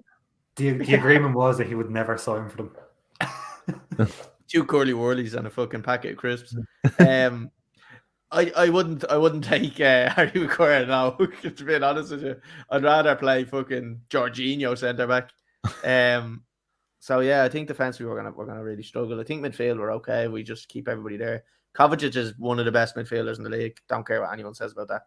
And obviously Kante. Look, we lose a bit of Jorginho, I think. Controls the game well, but not much going forward. Right. What do you think of the game of the weekend? Because I'm bored of listening to Chelsea now. Again, this is one that I don't think fucking Chelsea even give a shit about. I think third place is pretty much secured. But I do think they'll probably win. Do you know what? Actually, I think they might draw this game. I don't think they will win. I think they're going to draw this game, and I think it's going to be 1-1. And I'm gonna say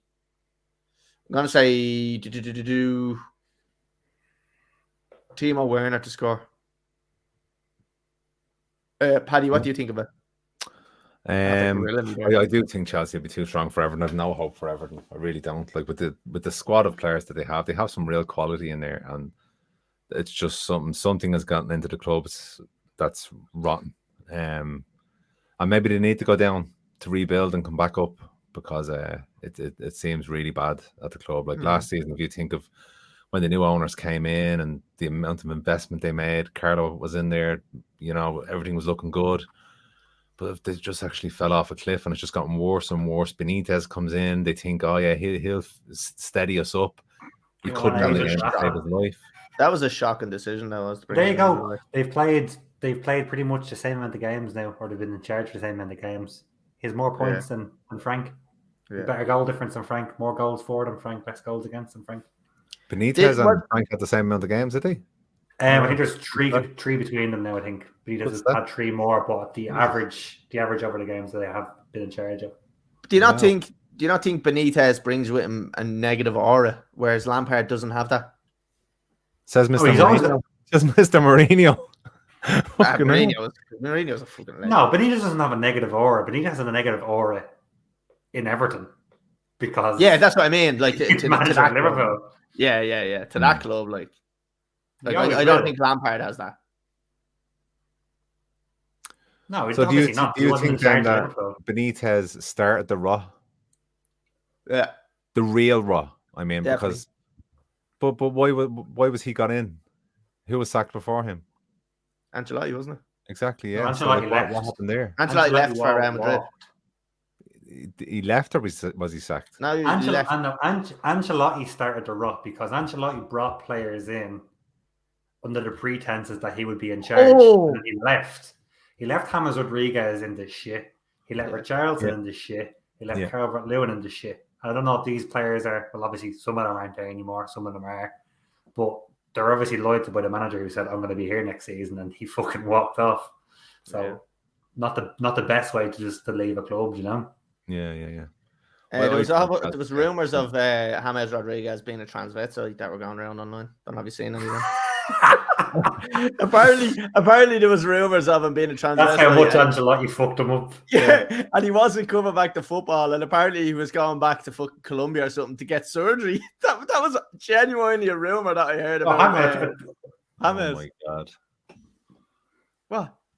So does he just want to dress up in women's clothes, or does he want to become a woman? No, apparently he wants the full shebang. Like, oh, okay. I don't know how true that is. That could be like completely wrong, but that's all I heard. Fair play to him. We support all that here and Beyond the Ball. Well done. Yeah, we're very inclusive here, including from Yeah. Rob Walker, who was already. Theo Walcott started he's already referring back to Arsenal. Look, Theo Walcott is just the most underachieving player, I thought. Had bags of talent. Could have been, to me, just another typical English winger who got overhyped with media and just let it get to his head and didn't. Injuries again, though, wasn't it? Here's a goal. No, he's offside. No. Is that a play? Injuries, I don't think there was many at Arsenal, was there? Rob could probably correct me on that, but I didn't think there was many injuries early on with Arsenal. I thought it was more when he kind of left and went Everton and stuff like that. Could be wrong on that one. Sorry, Paddy, did you give a score prediction on this? No, I think Chelsea will win. I think it'll be 2-0 to Chelsea, and I'm going to go for Werner as well, same as yourself. Right, so Conor, what do you reckon? Yeah, fuck Everton. 2-0 Chelsea and Kai Havertz. Yeah, he fucking could have scored last week, couldn't he? Fucking have him as me fucking captain in fancy football. Right, lads, on to the next game. Spurs and Leicester. Juicy hell fixture. This one probably not. All right. Look, Spurs doing the Spurs and just being classic fucking flops. Paddy, how do you see this one going for them on the weekend?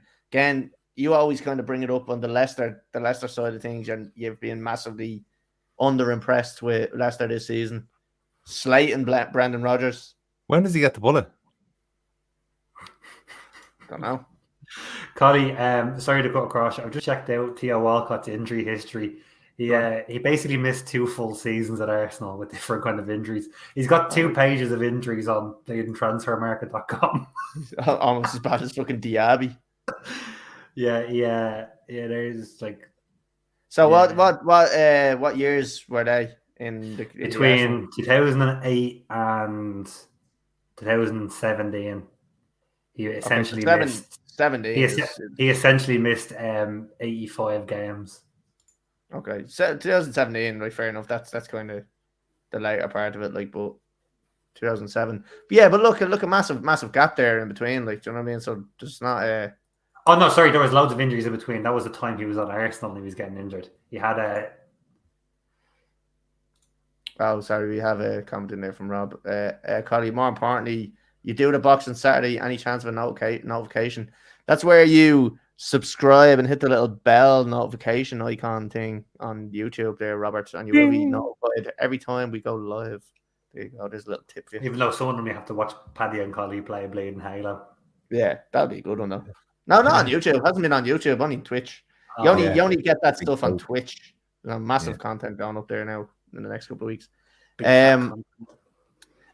So Conor, come here, talk to me about. Sorry, Paddy, we're going back to you about Brendan Rodgers. Sorry, that was enough from you, Paddy. As I was saying, like I was putting the question to you, is how long does Rodgers get? Because I honestly believe with he bottled it the last 2 seasons for the Champions League. They had a perfect opportunity for getting in. They were in pole position. He bottled it. And now this season, it's just been a disaster for them. Now, I know we're in the semi-finals of the Europa League. So if he wins that, Paddy, are you saying, right, great, successful season? Absolutely. Or are you still saying underachieving? If Leicester win the Europa League, yeah, absolutely, yeah. It has to say like with United or the fucking Merchants that win or get to the final. Yeah, fucking if they win it, absolutely, it's a good season. But if they don't win it, like he's only saying that because they're going to be in it next season, and he's trying to pick it up for next season. I hope they're not. I hope United go down low enough so Wolves and West Ham go above us, and we're not in any European competitions next You'll season. be in the conference then. No, not if West Ham go and Wolves go above us. It's only the top 7 teams go into Europe. Come on, stat man. I wouldn't know. Yeah. I'm not really fighting in around 8 spots. Yeah. We don't take notice of that type of position. But surely, like, the club has to have European football. Are you going to attract people if you have no? What are we talking about now? European We're talking football? about towards Leicester or United? United. Just on your comment there saying that you'd rather finish way below so you don't get into Europe. Would you not, like, is that not like going to be a massive hindrance to try and get these big money signings that Ten Hag is talking about? Everyone wants to play in the Conference League. But it's Europe. No? Oh my God, we have a goal. Oh, the goal. Oh, fuck. How did we just fucking miss that? Bernardo. Oh my days. Hold on a second. Sorry, looks just went in there. Brendan Rodgers bottled it. Paddy, look at Leicester squad plays. Yeah. It's true. Okay. I'll have a look. What do you want me to do then? I'll have a look in depth. What's step 2 of these instructions? The squad is dirt, in fairness. Are we going to get a replay of this been goal? the last 2 seasons when he bottled the Champions League twice, but he bottled the league with Liverpool. He's a bottler. They haven't been great, the squads. I agree, because Rob brings us up every week because he wants them in charge of Arsenal. Yeah. Oh, hello. Look at that advantage from the referee. Oh, jeez. Look at that advantage. He's about to give any plays on. Now, look at this, right? Here's my thing. Camavinga just stopped there because he's seeing the whistle going up to the referee's mouth. And the linesman, that's why the linesman doesn't put his flag up anymore. Live person, Paddy. We can't say that we agree with James James Rodriguez being a transvestite, and you're going to say that. Why is Courtois ducking? So, Courtois ducked. This is a massive fuck up now, right? So what do we do? Does this get called back because the ref was about to put the whistle up and say, no, you were about to blow that whistle. The player stopped. You've affected play here. The player beside fucking Bernardo stops. You play to the whistle. You don't play to when the ref puts it in his mouth. But VAR. What about VAR? Yeah. Put it in his mouth and then stop. Here's another goal. Oh. Conor, my new best mate. So look, we're gonna get score predictions on this one, Paddy. How do you see this going for him at the weekend? Look, obviously we know Spurs and United are in that fucking. Well, United aren't really in the little dogfight Spurs and Arsenal. Yeah. So they're in the. Oh my God. Oh my God. Oh, that's outrageous, Mahrez. It's 3 now for him. Fucking hell. So Paddy, sorry. How do you see this one go? I see Spurs winning it. They've been on a good run now. No wins overall over the last 10 games. They he knew I was going to dive in. Didn't even understand that. Look, he's getting so excited. Shut up. I haven't got a clue what you're talking about. That's why. It's Squidward. So I think Spurs will win it. I think 2-1 and Kane to score. Nice one. Connor, what do you reckon? How do you think this one's going to go? Spurs in a good run recently with no winning 2. I am going to back a 1-1 draw and say Harvey Barnes. You think 1-1? You don't think the Spurs are going to win? No. And do you think Arsenal are going to get fourth? Jesus, they're all trying to fucking throw it away, aren't they? But yeah, nobody wants it. I can see Arsenal beating Spurs in the derby. I think that's the deciding game, really. Who's at home for that? Arsenal is what I want to say, but I'm not sure. Paddy, who do you think is getting fourth? Spurs. Think Spurs? Yeah. Controversial. Fixtures. Spurs are at home. Imagine 12th of May. Champions League final and West Ham Leicester Europa League final. Oh, that'd be good, wouldn't it? Yeah, that'd be nice. I do hope West Ham. Not those teams, 4 English teams in 2 finals. I don't think so.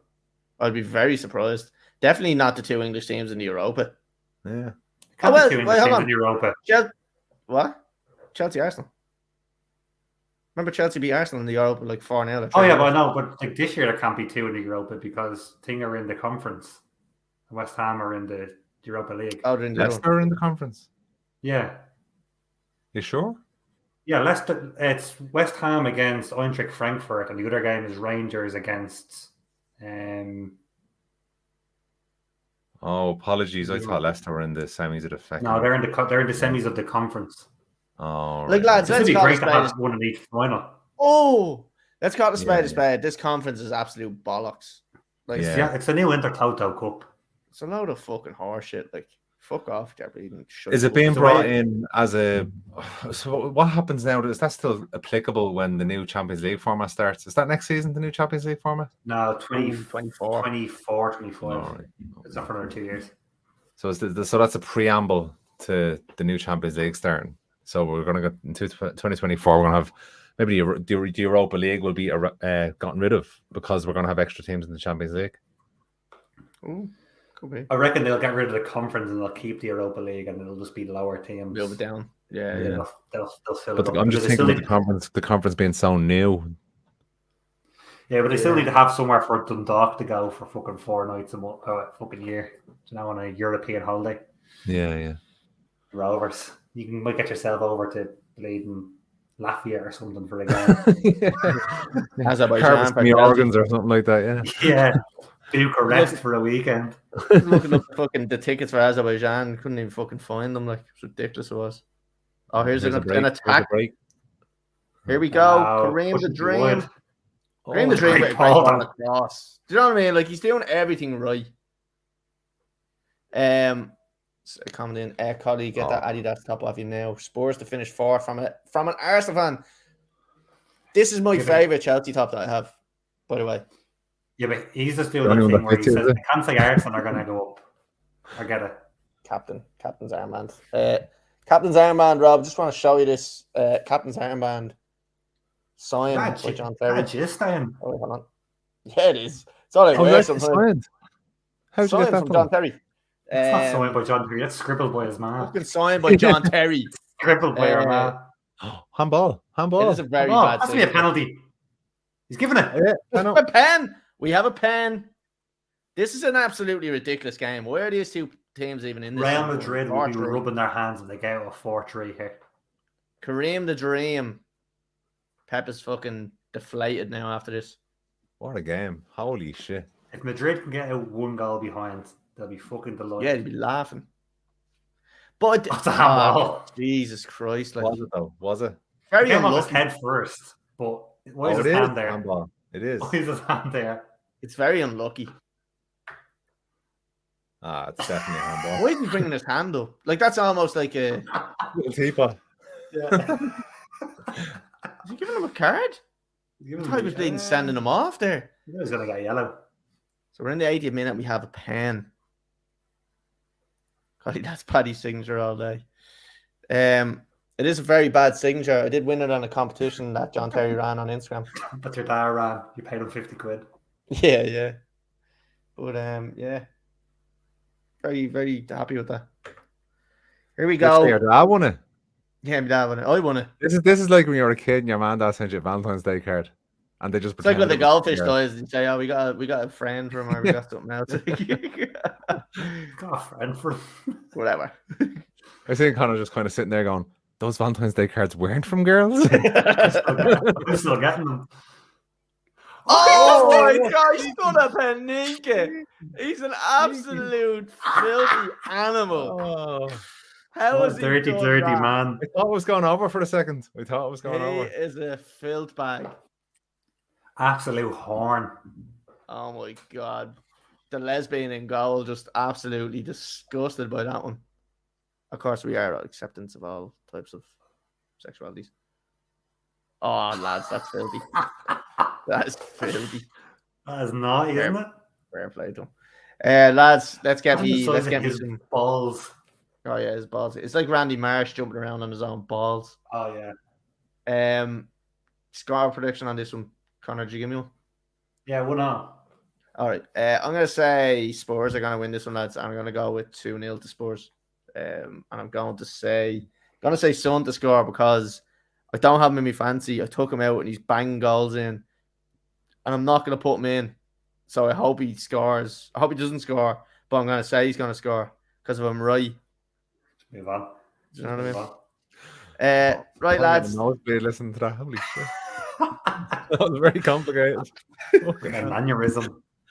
This one is actually probably one of the games of the week, and then that's embarrassing. West Ham and Arsenal, lads. Look, obviously we've spoke in depth about the two, just about where the position is and what they're fighting for. How do you see this one going? Paddy, I'll come to you. Do you see West Ham putting up a massive fight against Arsenal, or can you see Arsenal being too good for them? And obviously, like we said, it comes to different stages where teams are now playing for certain things, and Arsenal are really fighting for that Champions League spot now.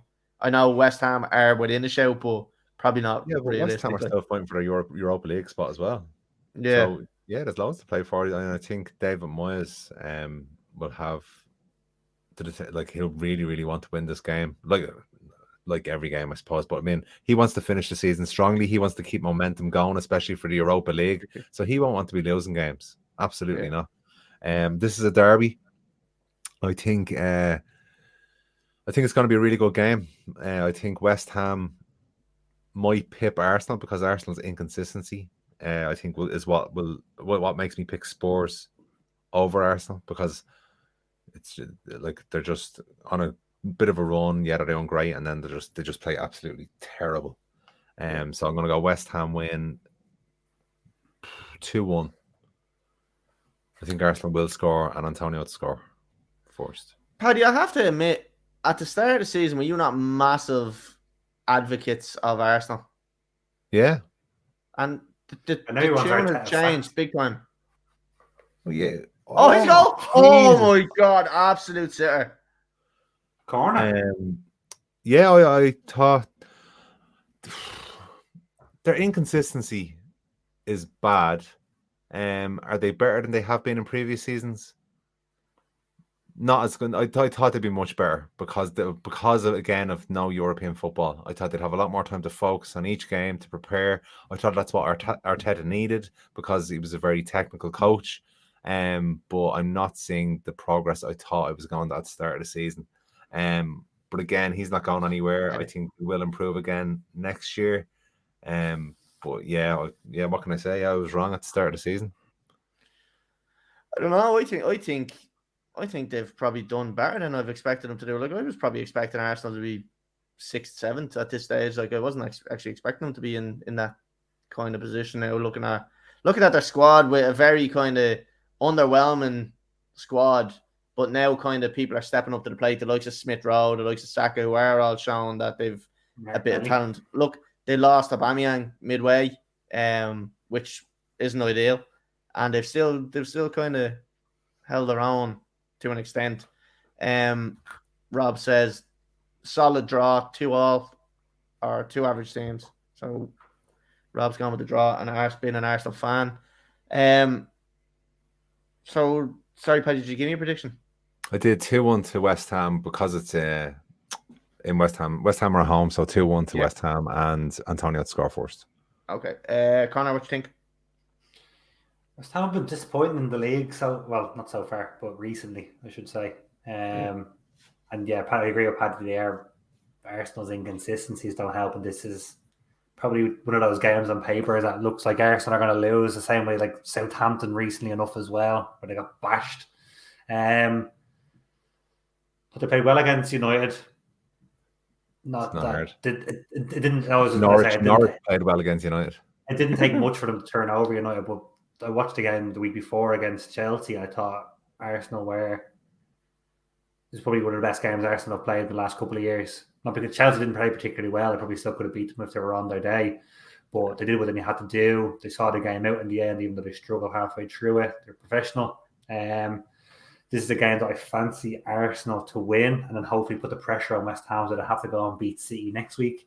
So I'm going to back Arsenal. I'm going to say 2-0 and I'm going to say Emil Smith Rowe. Okay, just another name from Rob there. Paddy, it's concerning that anybody would believe in Arteta, much like Rory, deeply concerning.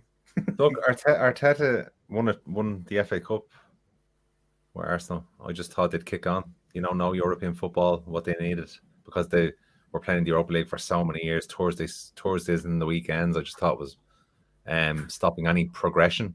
But yeah, again, I was wrong. Again, I'm sorry. So lads, this, to be honest with you, does have a draw row all over for me as well. And a high scoring draw. I'm gonna go. Routing.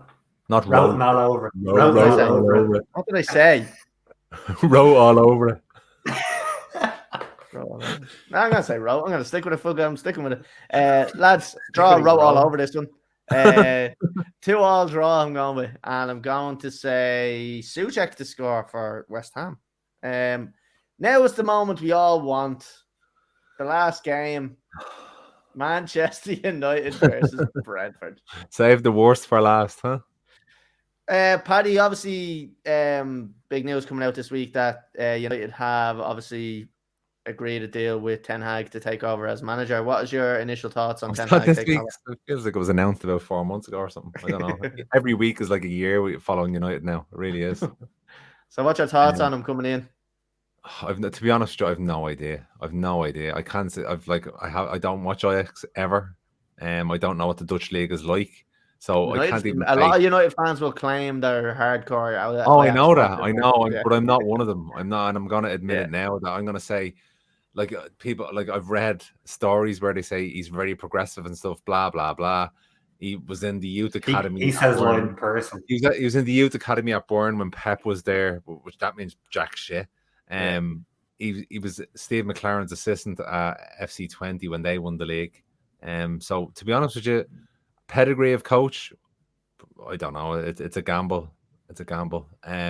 Dutch coach has never really done well in the Premier League. I've lost all hope really. Like, I'll always support him, you know. Makes him Jesus. But whether it's this manager or the next manager, I don't know. I still would have probably picked Pochettino. So 1 or 2 questions, right? So there's talk of a transfer budget of 200 million being the number. Do you think he can get what he needs to get with 200 million? I think it's more important to get out. I think it's going to take 3 or 4 transfer windows. To be honest with you, finishing anywhere fighting for the top 4 would be a big win for me for the 4th season. I just want to see a massive rebuild, because I think that's why I think you need to get every bit of mold out of that dressing room so it never grows again. You need a complete rebuild. So the image of all those past bad teams is completely gone, and there's no more like an absolutely an image of say if he's the new manager now and he has the tactical know-how to get United to where they need to be, it needs to be completely his squad. No previous manager squads, no Mourinho, no Van Gaal, no Ole Gunnar Solskjaer, no Alex Ferguson. Like the likes of De Gea, you can see he wants to win for the club and he wants to perform for the club. You know, the likes of him keep him there. Fred, McTominay, there's a handful. There's not. No, it's not the child. Jesus Christ! Oh my God! I go. Here's a streaker now. Here's a streaker. I go, lads. We have a streaker, and the camera turns on. It's a little fucking child. I'm not a pedophile. Sorry about that. He wishes he was streaking. Sorry, Paddy. So touching on what you were saying there, where you want just Ten Hag's full squad and like only him. And I would rather him see because we've got a talented youth squad there. But what I want to ask you, is the likes of the backroom staff with Carrick, with like even Carrick's the top of Carrick's gone ages. Phelan. The likes of fucking Rangnick there, who was apparently going up into the board. I don't know whether that's even being confirmed or not. Would you like to see all them go, or would you like them to be there? I'd like the manager to have the power to make those decisions.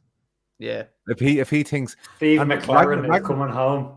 Rangnick came out last week and he said contract's only a 2-year contract. If the new manager comes in and he doesn't like me or the position I'm going to have in the club, well then I shouldn't be here and I'm not going to stay here. So fair fucking play to him. But I think it's been refreshing listening to Ragnick over the last while and how much he's called out the players after every game and in every press conference. He really has started to say, like, this squad is just shit. Like, we need open heart surgery and all. Like, we need 10 players gone. Like, it's great to hear. Like, it's not great because it's the squad is shit. Reality. But it's good that somebody's actually finally just because he doesn't give a shit. He knows he's not the manager now. So he's just saying, yeah, they're all wankers. Is it not a little bit of a pass the blame thing as well, which is never going to work? But I never thought he was going to be a good manager. No, I think what like the best you can hope from him is that he can pass on the knowledge of the poison in that dressing room to the new manager, so he can get rid of it. Yeah. And then maybe he will be involved in helping with the signings or the vision of how they want to play and buying players that fit the style of play. Because the last thing I want them to do is get this 200 million, buy fucking Haaland and the most expensive defender that's out there that's available, and then that's nearly the 200 million gone. I'd rather see them spending that 200 million on 8 or 10 players, you know, because there's always going to be get rid of that United tax, so that when United come in, oh yeah, we'll stick an extra 20 million on. Get rid of that, go for players. I don't think that's going to be a possibility, because even them players you're saying, get 8 or 10 players, you're probably paying 20, 30 million for a player that you'd probably pick up for 10, 15. But the majority of the people we've been signing have not been players. It's nearly we're happy to have them in terms of they're bigger than the club. I want to sign players that need to prove something.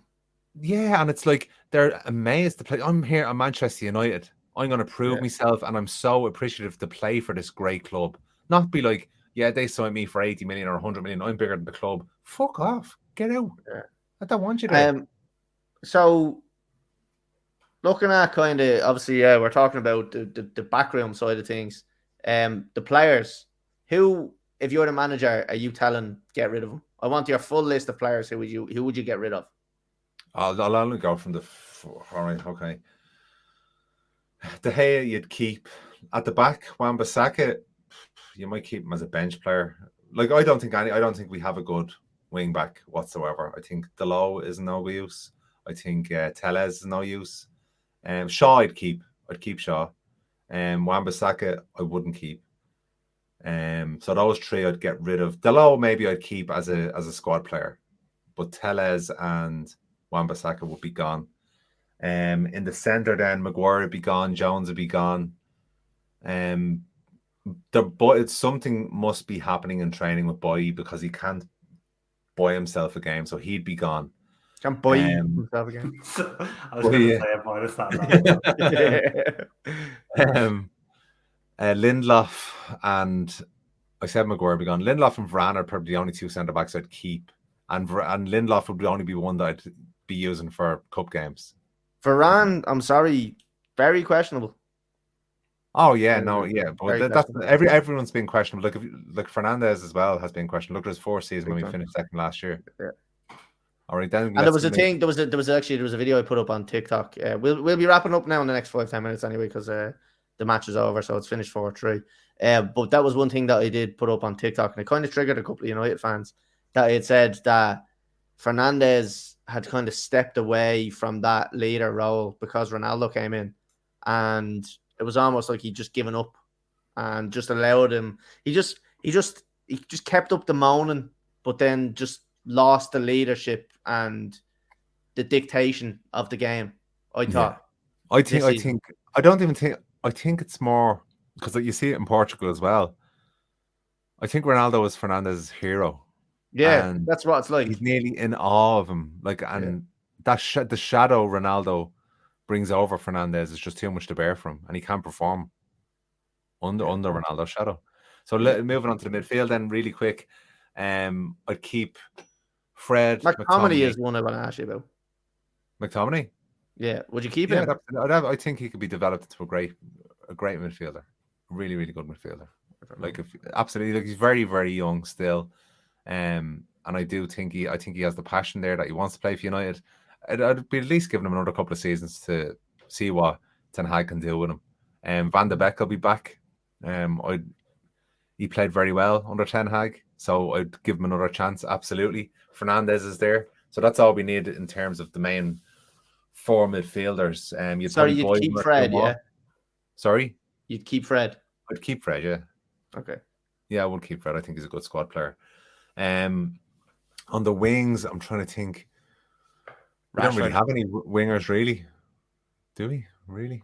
Rashford, I suppose. He plays out left, doesn't he? Right. You see, yeah, I suppose. Well, this is moving up to the forwards, I suppose. Martial gone. Rashford, I'd keep. Absolutely, I'd keep Rashford. I think. Oh! Yeah. Oh, man. I think he's one of your biggest problems. I do. I genuinely think. I just want to see if you're right. I wouldn't give him much more. I'd give him another season under Ten Hag and see how he gets on. Lingard. I actually think I'd like to see how, like, if he's one of the causes for the rot in Manchester United's dressing room, then he has to be gone. But with Pogba gone, maybe the influence of him, it could focus him again. Now, this is just from the outside looking in. You kind of see that there's a group of players that kind of ruined United. But he has been at United since youth level. He done well when he went out, so maybe Ten Hag can coach him well and get him playing well for United again. So I'd give him another season. Ronaldo, you'd obviously keep there, absolutely, for another season. And I think that's pretty much it. So Martial, looking at that, Paddy, you're talking about getting rid of 200 million to rip. Yeah, you've got. I mean, you've got. But they said you've got 100 million plus what we make from the sales. Yeah, I've heard that from John Henry at Liverpool. It doesn't work out that way. No, here I know, but this is what we're hearing in the media. Whether it's true or not is another story. Right, lads. Look, Paddy, it was a good little insight into your thoughts on United. So we'll just get score predictions now. Conor, quickly slate them if you want. We'll come to you, Paddy, and just get your score prediction for the weekend. They won't keep a clean sheet anyway, but I will go for a win because Ronaldo is scoring for fun. So I'm going to go 2-1 United and Ronaldo to score. Okay, Conor, thoughts on it? I can't really look past Brentford or the Giant Killers. They're taking points off Liverpool, they're taking points off City. They've beaten Chelsea. But they're not playing against Giants, so they're not playing against Giants. You're right. it's definitely a game they're going to be up for. They're on a decent run of form. United aren't. 1-0 Brentford. Ivan Toney. Love it. Yeah, lads. Look, just a quick one. A couple of comments in there as well. Collie, how can any genuine football supporter not have a fiver on Brentford? Like, seriously. Yeah, I think Conor touched on the being the Giant Killers there, and it makes sense to throw a fiver on them. Collie, will you ask Paddy, how is the Ajax manager good enough for Manchester United? Yeah, as I said, I can't understand, or I can't really comment on how he is good enough to be picked. I would have picked Pochettino myself.